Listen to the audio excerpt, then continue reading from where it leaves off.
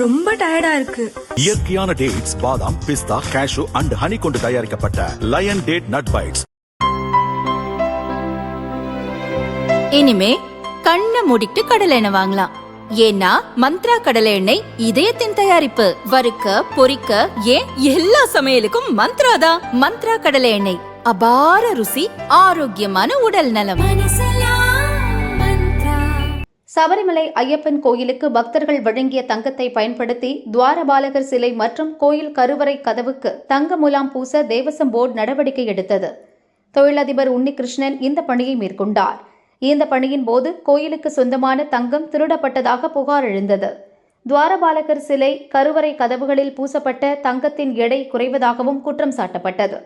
இதுகுறித்து கேரள ஹைகோர்ட் உத்தரவின்படி எஸ்ஐடி விசாரணை நடத்தப்பட்டு உன்னிகிருஷ்ணன் உட்பட தேவசம் போர்டு முன்னாள் நிர்வாகிகள், உயர் அதிகாரிகள், தந்திரி கண்டரரு, ராஜீவரு உள்ளிட்டோர் அடுத்தடுத்து கைது செய்யப்பட்டனர்.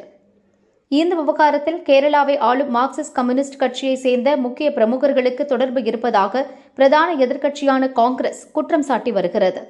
தார்மீக அடிப்படையில் பொறுப்பேற்று தேவசம் போர்டு அமைச்சர் வாசவன் பதவியை ராஜினாமா செய்ய வேண்டும் என காங்கிரஸ், பாஜக உள்ளிட்ட எதிர்க்கட்சிகள் வலியுறுத்தி வருகின்றனர். இதற்கிடையே தந்திரி கண்டரரு ராஜவருவுக்கு இதில் எந்த தொடர்பும் இல்லை என கூறி கொல்லம் விஜிலன்ஸ் கோர்ட் அவருக்கு ஜாமீன் வழங்கியது. இந்நிலையில் சபரிமலையில் பெண்களை அனுமதிக்க கோரி நடந்த போராட்டத்தின் போது அதற்கு எதிர்ப்பு தெரிவித்து கண்டரரு ராஜவரு சன்னிதானத்தின் கதவை மூடினார். இதனால் காழ்ப்புணர்ச்சி கொண்ட முதல்வர் பினராயி தலைமையிலான கம்யூனிஸ்ட் அரசு அவரை வேண்டுமென்றே கைது செய்ததாக அவரது ஆதரவாளர்கள் குற்றம் சாட்டியுள்ளனர். ராஜவரு மீது எந்த குற்றமும் இல்லை என கோர்ட் கூறியிருப்பதன் மூலம் இந்த விவகாரத்தில் உண்மையில் தொடர்புடையவர்களை கைது செய்யாமல் கேரள கம்யூனிஸ்ட் அரசு வேண்டுமென்றே விவகாரத்தை திசை திருப்பும் முயற்சியில் ஈடுபட்டுள்ளதாக பாஜக குற்றம் சாட்டியுள்ளது.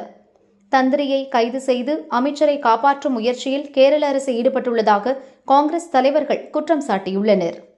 இந்நிலையில் தேவசம் போர்டு உட்பட சம்பந்தப்பட்ட அமைச்சர்களிடம் விசாரிக்க வேண்டும், விசாரணையை திசை திருப்பும் நடவடிக்கையில் அரசு ஈடுபடக்கூடாது என கூறி காங்கிரஸ் எம்எல்ஏக்கள் சட்டசபையில் அமளியில் ஈடுபட்டனர். விசாரணை சரியான திசையில் செல்கிறது, அதை ஹைகோர்ட் கவனிக்கிறது. இந்த விவகாரத்தில் தற்போது அரசு அதன் கருத்தை முன்வைக்க வேண்டிய அவசியம் இல்லை என அமைச்சர்கள் சிலர் பேசினர். அமைச்சர்களின் பேச்சை ஏற்க மறுத்த காங்கிரஸ் எம்எல்ஏக்கள் தங்களுக்கு பேச அனுமதி மறுக்கப்படுவதாக கூறி அரசுக்கு எதிரான கோஷங்கள் எழுப்பியபடி சட்டசபையை விட்டு வெளியேறினர்.